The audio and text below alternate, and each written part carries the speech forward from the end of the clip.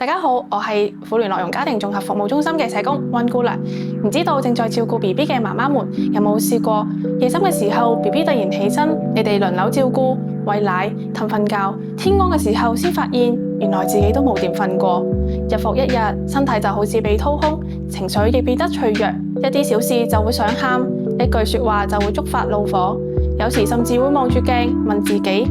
我最近點樣啊？我仲 OK 嗎？其實呢啲都唔係你嘅錯。生產之後，我哋身體嘅雌激素同黃體素會急速下降，情緒本身就好似過山車一樣起起落落。再加上照顧新生兒嘅日夜顛倒，新身份嘅適應壓力，感到焦慮、煩躁，甚至懷疑自己，都係好多媽媽會經歷嘅真實感受。今日想同大家分享一個簡單顏色物件冷靜法。當我哋情緒湧上嚟嘅時候，就嚟要失控嘅時候，試下睇睇周圍，講出你見到嘅顏色同埋物品，例如粉紅色嘅外套、黑色嘅頭髮、藍色嘅桶。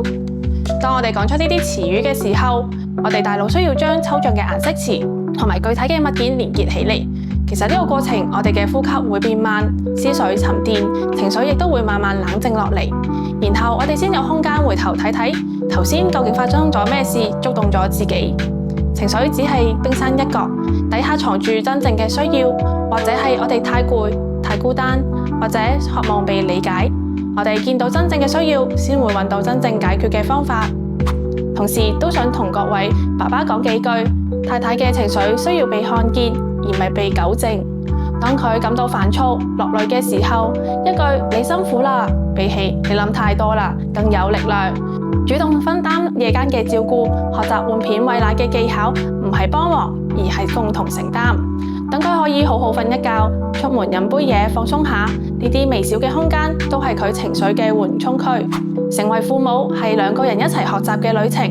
你嘅陪伴同分擔就係佢最大嘅安全感。隨住社會對新生兒家庭需要嘅關注增加，我哋婦聯樂融中心今年將繼續推出寶寶共成長0至3歲新生兒家庭獎勵計劃，為各位準父母以及0至3歲嘅嬰幼兒家庭提供全方位嘅支援，